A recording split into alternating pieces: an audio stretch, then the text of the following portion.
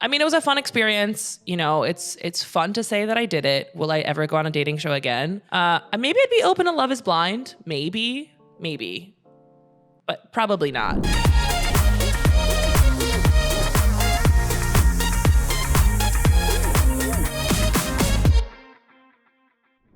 Hello, everybody, and welcome back to another episode of Miracle Mindset Podcast. My name is Robbi Jan. I am your host, and today with me, I have one of my beautiful friends, Monica Aksamit. Welcome to the stage, Monica. Hi. Monica has an incredible resume of talents, which we will get into in just a second. But just to introduce you to everybody at home who may not know of you, Monica is signed with Ford Models. She is huge on social media and TikTok, a huge range of accomplishments, really. And, you know, one of the things you're most well known for is you're an Olympic athlete and you're recently on a dating show as well. So much to get into. I'm really excited to have you here. Thank you for having me. I'm excited. So getting straight into it, the question that I ask all of my guests is, what is the best piece of advice you've ever received? So the best advice I would say that has, always or played a role for a really long time in my life is when you are getting intimate with somebody, you shouldn't really care about what you're looking like because they're just excited to be there. So you have nothing to worry about. Yeah. Who told you that? I actually don't remember. I really don't remember, but I remember hearing it a long time ago of everyone talking about how scary it is, getting naked in front of somebody, but everybody has insecurities. So you think while you're being insecure, they're being insecure. And it's also like in the moment, who the hell cares? You're already getting to the fun stuff. Forget about it. Do you know what? I feel like that's good advice, not just for that, but also for general life as well. Like how many times do we get into our head about a situation or scenario and we're so worried about one little thing that no one else even notices? Exactly. Same thing, a pimple on your face, right? Like my friends are always like, oh, this pimple, actually you do this. You're like, oh, do you see this pimple? I was like, I didn't even notice. You're like, really? And I'm like, yeah, you have a beautiful smile, you have beautiful eyes. Why am I staring at something else? So getting into the good stuff, you are an Olympic athlete. You won bronze at the Rio de Janeiro Olympics. That is one of the biggest accomplishments in the world. Yeah. That's huge. Yeah. It's still honestly surreal. And my favorite part about podcasts is being able to talk about it because it's not something that comes into like my day to day. I don't even think about it on a regular basis. So it's always so fun to go back into those memories. So can you give us at home a little bit of the background, about how you got there, what you got there for, and what that was like? Yeah. So, how I got there was years and years and years and years, blood, sweat, and tears of practice. So it really takes a lot. And it's what's frustrating is like I can sit here and explain all of it, but still no one will understand it because you just can't. So it's always really fun meeting other Olympians because there's like that whole conversation we can skip. And it's just like, oh yeah, like, my friendships have suffered, my relationships have suffered. And it's like, no, I know. Been there, done that. So definitely years of that. I decided I wanted to go to the Olympics when I was 14, watching the 2004 Olympics in Athens. And actually my teammate Marielle Zagunis won the first ever women's saber event in Athens. Wow. And then was really cool to be competing on the team with her in Rio and winning a medal with her and sharing that. So years of training and getting there, also like a dream come true. I was just happy to be there like a child in a candy store. That was me. And then being surrounded by the world's best athletes. Also crazy concept, like for non-Olympians, like that's already a cool experience, but being able to call them my peers, like Serena Williams was on the same Olympic team as me. What? Wow. Wild. So wild. That's crazy. Not many people in the world can say that or understand that feeling. Like that's incredible. Yeah. And then like, again, like you're getting coffee and Michael Phelps is getting coffee next to you and you're like, Hey, Mike. Yeah. Like this isn't real. Goodbye. So again, really cool. And winning the medal, I get teary-eyed whenever I talk about it. We definitely were not the favorites to win at all. And we started off also with some anxiety. We almost lost our first match. It was pretty close. I think it was like 45-42, 45-43, something along those lines. And then as it was happening, it was this outer body experience that like I was processing from completely the outside. So again, so very surreal. Like it still feels like a dream. Do you have the medal at home? Yeah, it's on. It's funny because also something that someone told me, it makes sense now, but I was like, that's silly. So the medal isn't for me. It's for the people around me. So as I've seen it, like, I'm like, oh, I'm an Olympian, I'm a medalist. And they're like, oh, cool. Do you have the medal with you? And then they see the medal, they're like, oh my God, this is so cool. But I won it. Yeah. Why is the medal cool? And I can just give it to anybody. Why is that cool? But it makes sense of like, that's what I show to other people. That's how they're going to understand my accomplishment. Yeah. But for me, it's for me that I did it. So to get to that point, to win that medal, I can't even imagine the hours and the sacrifice that it took to get there. What was that like? Because you probably had to sacrifice a lot that we would have trouble even understanding. Yeah, I mean, it's a lot. And I mean, to put it into words, I mean, like when I was in high school, so people still that I know from high school still laugh of like I was never in school. I actually missed, I think, like 65 days of my senior year of high school. Like I had the flu one time and I had to literally be in class because I wouldn't have graduated. They actually didn't want to let me graduate. And we're like, we had notes, we had this whole conversation. I've been doing this for years. You guys knew this. My grades were great, but because I missed school, that was their rule. But I graduated. And then friendships, same thing. Like people stopped inviting me to things at a certain point because I just wouldn't show up. Is it because you had to say no? I had to say no. Yeah. And it honestly, when I was younger, it was a lot easier. I just like fencing was my number one goal. And I didn't care about anything else. I was like, okay, friends, I'll have friends. Someday. I don't need friends now. And I was that weird girl in school because I just didn't care. And I like, even when I was in class, there was a lot of times I got off the plane from Europe and then went to school the next day. So yeah, I didn't really have friends in high school. Like my fencing friends were my friends because that's who I saw at practice. And I mean, even to this day, like I talked to like maybe 2 people from high school. That's about it. So that was tough. And then relationships also were always difficult. And for me, like the biggest turnoff was somebody like standing in the way of my fencing. So like I dated this one boy, very nice boy. By the way, guys, Monica has the best dating stories.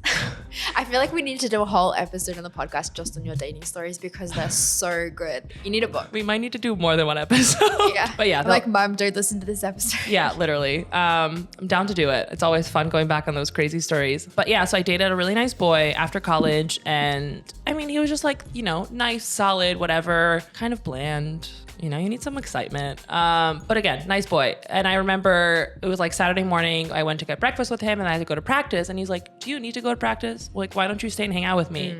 And in my head, I was like, done, goodbye. Like, this is over. Because you had a goal that you had to get to.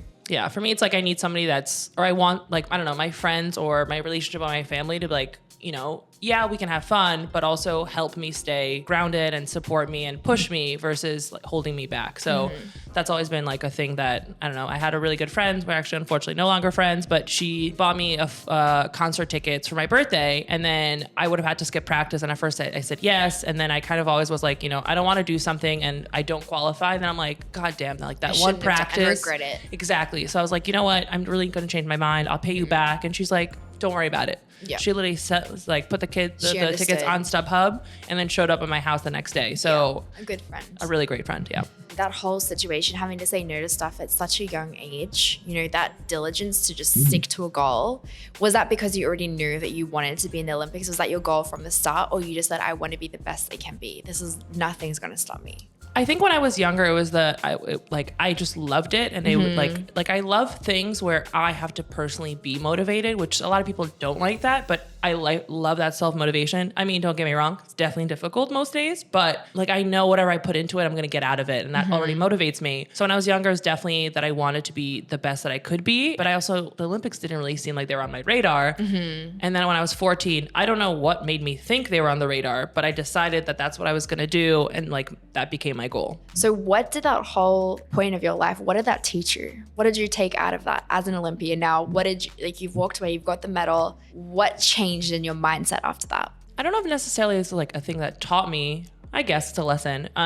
That at this point, like whatever, if I want to do something, I can do it. Like it's because, I mean, it's the Olympics. So like one of the hardest things in the world to do, being able to do that, like nothing is ever going to be that difficult as trying to become the world's best. That, you can do anything. Now, just talking about an average day for me, I try to go to the gym 5 days a week. That's my goal. I try to do it. I set it. I'm like, you know what? I'm going to go to a class, whatever it is. And sometimes it's really hard. We all have those days when you're not feeling motivated. Of course. You know, you wake up and you're exhausted. And, you know, sometimes when you don't feel motivated, you just have to be consistent. So for everybody at home who's like me, who struggles with staying consistent when we're not motivated, have you got any advice for us? Yeah, I mean, even Olympians, like there'd be days where I was like dragging my feet to practice, or I'd lay there and be like, I really want to like lie and say I have a stomach virus. I mean, don't get me wrong.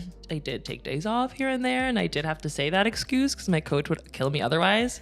I really hope you're not watching. I would get reamed out if he knew that. But I would say for me, the thing that helped me was just like while obviously you're going to have a big goal, having little goals along the way to things to check off, because I feel like that helps keep us motivated, right? Like if my goal was only like, I'm going to the Olympics in 4 years, I don't think I would have ever done that. That's so far away.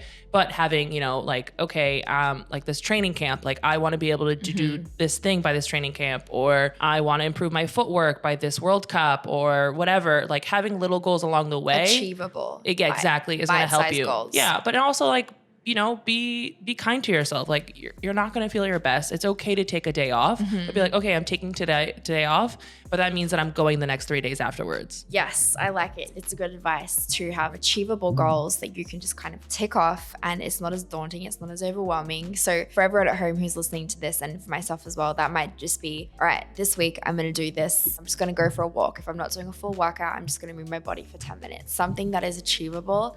My next goal is not the Olympics. So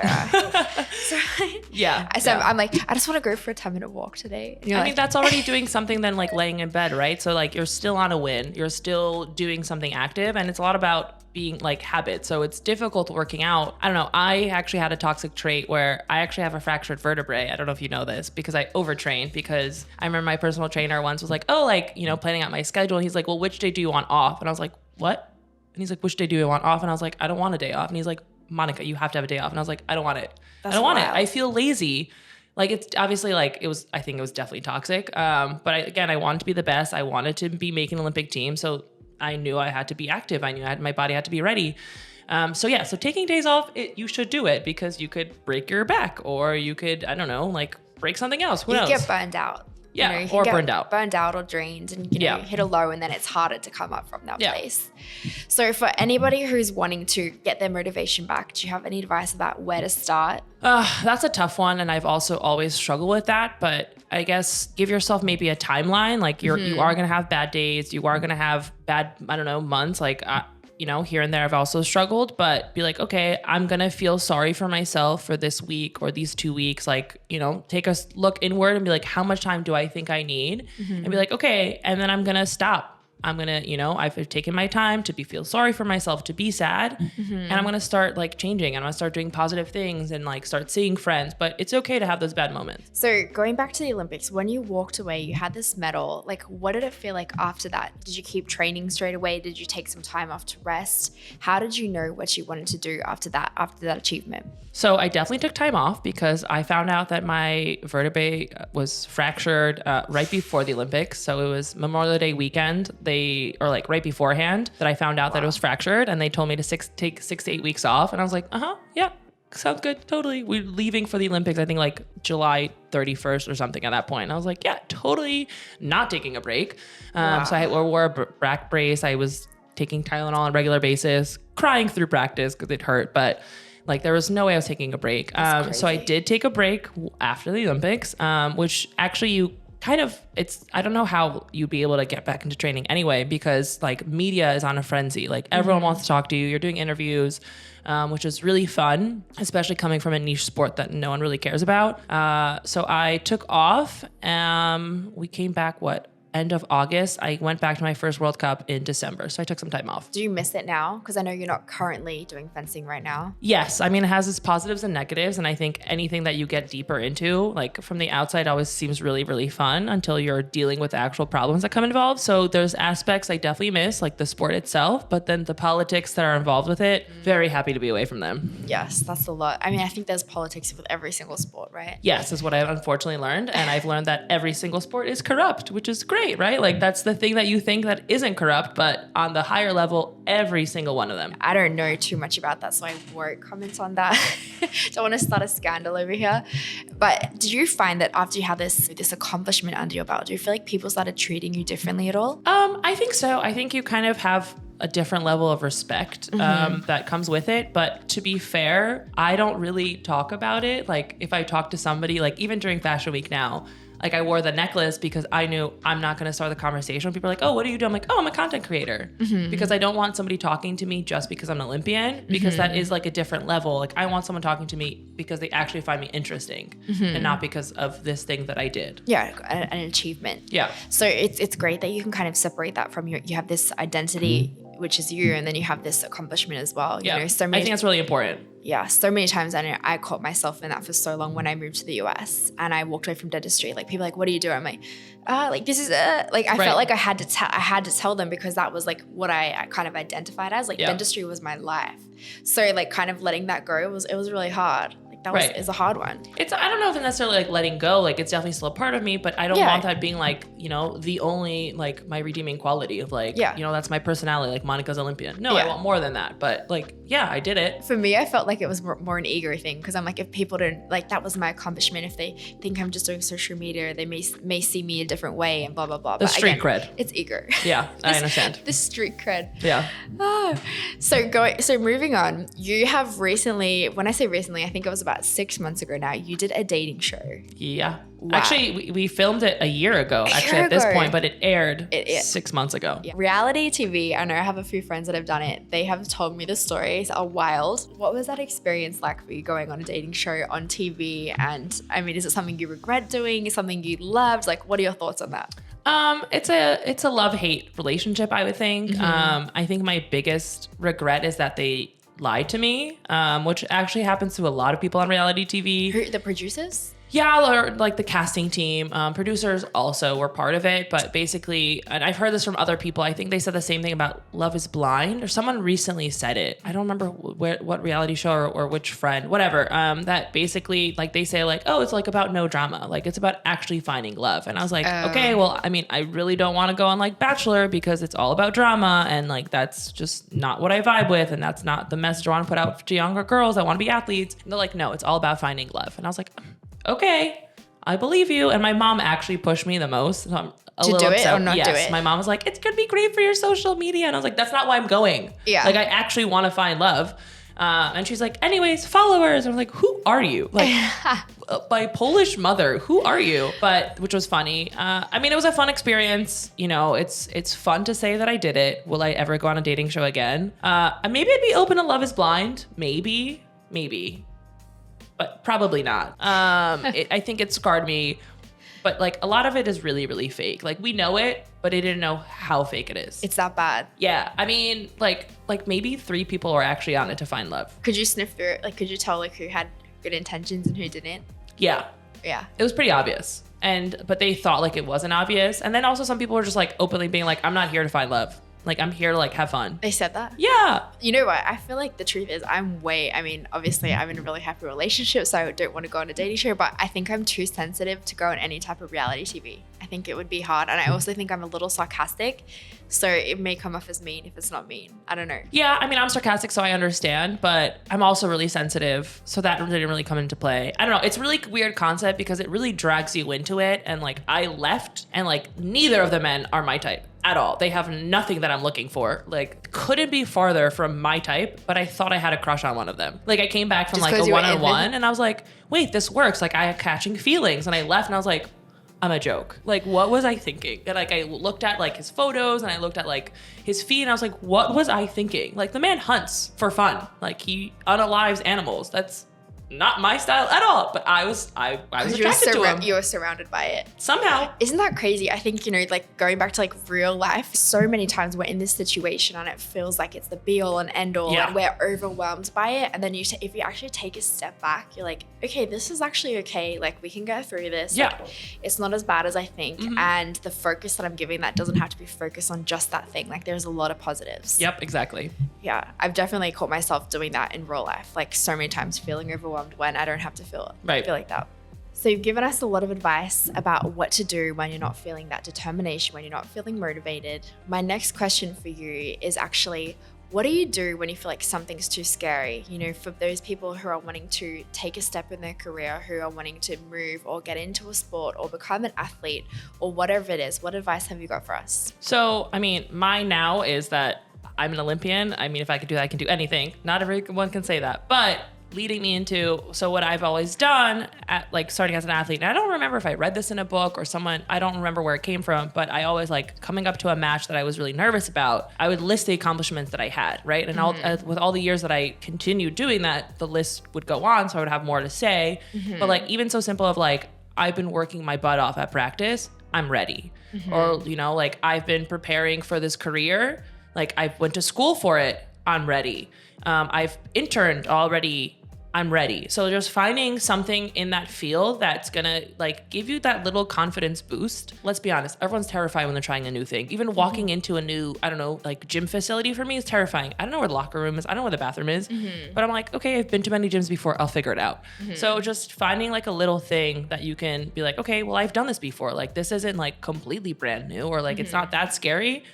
That's been the most helpful for me. And that's always like the advice that I give to, I don't know, girls in fencing or whatever. Good advice. So I have here a question from somebody on Instagram. So I'm just going to read it to you. Okay. So this question isn't about athletics or anything, but rather problems. So Maria says, how do you deal with problems that you can't mention to anyone? Ooh. That's a tricky one. That is a tricky one. I mean, I feel like you definitely need to find a safe space. Like I definitely, like I understand there's like situations where it's really difficult to talk to somebody about, like you can't talk to your parents or your siblings but there should always be somebody in your life. I mean, I don't know, honestly, like there's even like the anonymous questions on Instagram these days, like find somebody doing those and put it even in there so you can get some kind of advice, because I feel like you need a sounding board. I think that's really important of like, I don't know, like even in relationship-based like situations, like I remember a few months ago, I was upset with somebody that I was dating and I like sent my friend screenshots and I was like, I'm really upset. And she was like, I get it, but you're being so harsh on him.